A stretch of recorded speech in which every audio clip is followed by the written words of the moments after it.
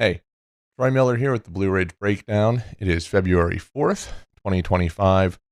I missed last week doing any videos. I want to keep this one pretty brief. I will start out for people here in West Virginia or people who are, wanting to follow what's going on in West Virginia.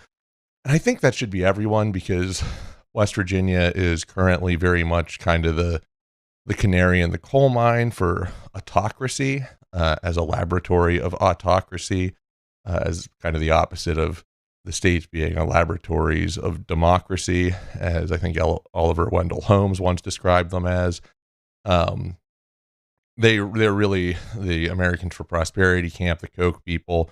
All of this are really implementing in West Virginia, and you can see this. You'll see what's happening in West Virginia happen anywhere where the Republicans have or are successfully taking over state legislatures, which they have done in a lot of the country, in part because I don't think the National Democrats have been playing the same game.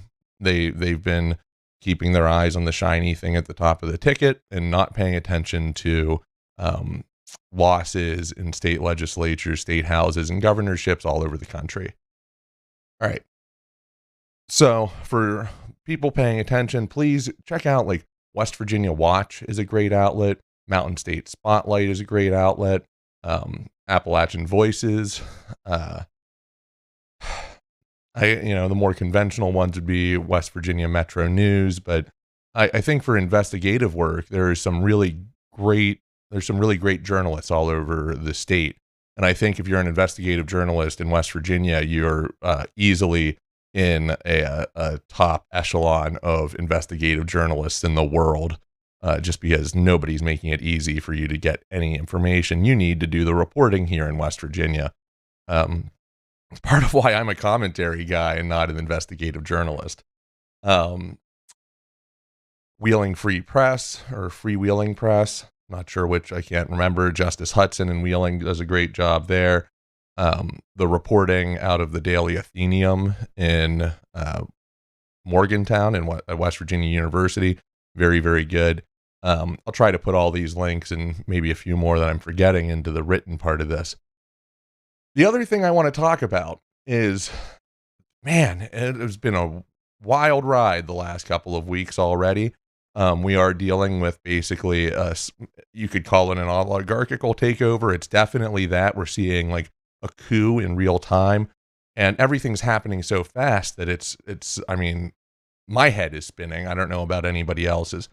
But let's keep our eyes on what they're keeping their eyes on, which is our money and the money of the U.S. government. And, yesterday with on February 3rd, with the tariff announcements and then the tariff rescindants, if you knew that Trump was going to put a pause on the tariffs, you could have cleaned up on insider trading yesterday in the market, right? But I think there's something else going on here, because we need to remember that the people running the show right now are essentially crypto bros. The fake Department of Government Efficiency is named DOGE, directly trying to allude to the Doge coin and the meme before that. We know that Musk has a lot of Bitcoin holdings. We know Trump made a fortune. Probably most of his fortune now is in his meme coin. Melania has her own meme coin. And the part of the argument with these coins, with these decentralized cryptocurrency, it's decentralized in that there's no central bank, but it's very centralized in that the owners of the vast majority of the coins hold so much of it that they can move the market if they want to. I call that centralized, despite the fact that it's just on a ledger and not, being run through a central bank.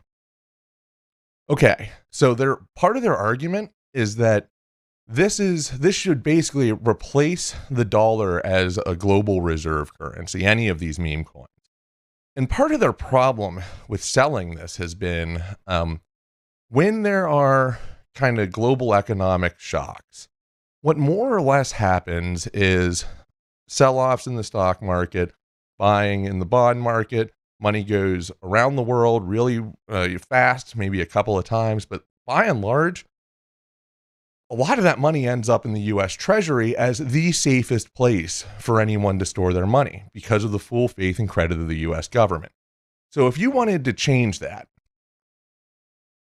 what would you do?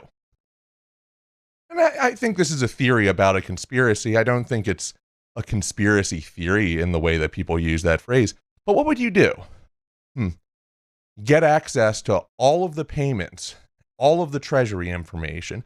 You get that illegally into the richest man in the world's hands and a bunch of barely not teenagers, 20-year-olds.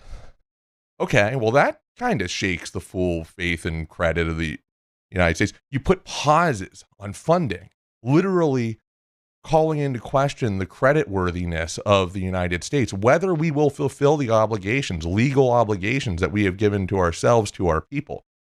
Oh yeah, you put a pause on that, all of a sudden you've kind of shook up the full faith and credit of the United States. You start cutting our global aid programs. You start eliminating our soft power programs. And that's a whole nother conversation about USAID, how much of it is a soft power kind of CIA front, how much of it is actually doing global good. Different conversation altogether. You shake the faith in this institution that's been operating globally, and I'd argue in both of those realms, for 50 years. You start a trade war. You start calling into question whether the United States, even if it can meet all of its debt obligations, maybe somebody will just say, no, we're not paying that one. And now you have shaken the full faith and credit of the United States government such that when the next global economic shock comes, some portion of that money that would have landed in our treasury is likely to trickle out all over these places, trickle down. Pour into these other places unregulated, basically operating as offshore type accounts, but with even less tax liability because legally cryptocurrency is still pretty nebulous. You change the laws around cryptocurrency. So that's what I've been kind of thinking about the last couple of days is the way in which they've been operating. Not just it's chaos and all of this. It's hurting real people. The grant funding pause caused a hospital or an agency in West Virginia to lay off 3 people. They filed that in an affidavit. That organization provides people transportation for dialysis and helps disabled people get employment. There's real harms being happen, and I'm not surprised to find that trans individuals and disabled individuals are kind of the first targets of this administration. First of all, you separate people out with disabilities. Oh, you're a disabled person, but you have worth, and like if you're not able to apply for all these jobs, if you're not able to work, then well, you're not as. And it's just a very fascist view of society. It does end up going down like directly into a eugenics route.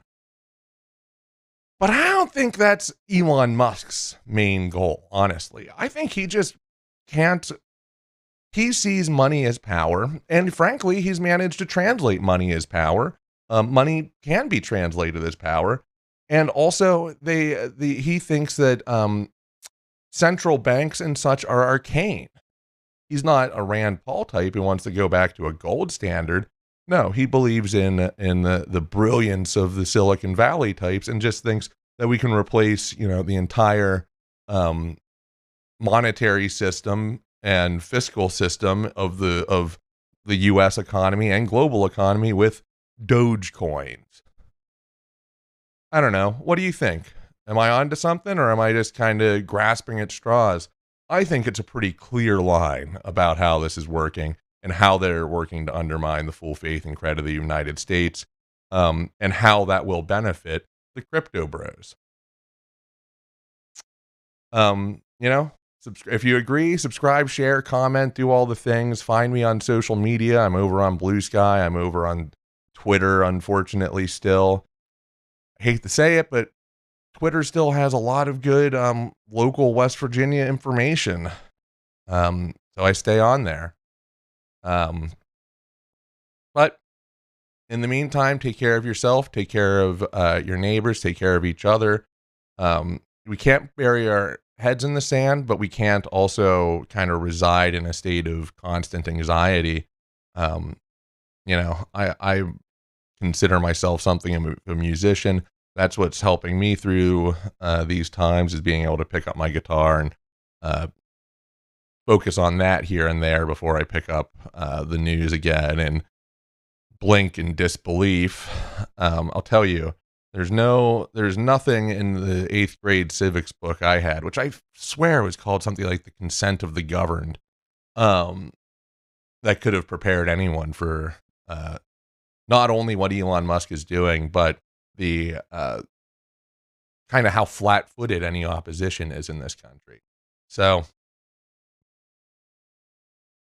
it's tough, but we have to find joy where we can. We have to spread joy where we can, and we have to make sure that the hatred and division that is going to come down in this chaos doesn't spread to our own families, our own neighborhoods. Um, I'll talk about love in another video, but people think love is some sort of soft emotion. It's not. I mean, that's not it at all, and certainly not in the Christian view of love. But that's another video for another time. My main point here is I think the crypto bros are trying to completely undermine the full faith and credit of the United States government so that they can step in and say, hey, see, the dollar isn't all it's cracked up to be. We should invest in these meme coins instead. And they don't realize what that will do for their own companies, frankly. How that'll undermining the full faith and credit of the United States is a fully accelerationist view. And I don't know. I feel like it's only the totalitarians who are rooting this on.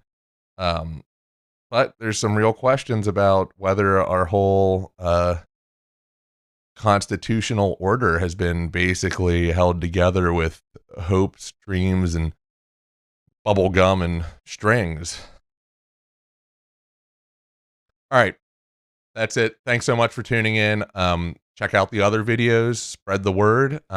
Thank you so much for to people who have opted to donate. I do not have anything special for you if you choose to support the Blue Ridge Breakdown, at least not at this moment. But your donations are deeply appreciated, and they do make it. First of all, it gives me a little fire under my ass to make sure I do these things, make these videos, and all this. And second of all, it shows that there's a desire for what I'm saying to get out there more. And in this world of constant information onslaught, sometimes I feel guilty about being like, yeah, now let me try to shove my thoughts into people's brains now too. Jeez. Stay well and take care, and thank you so much.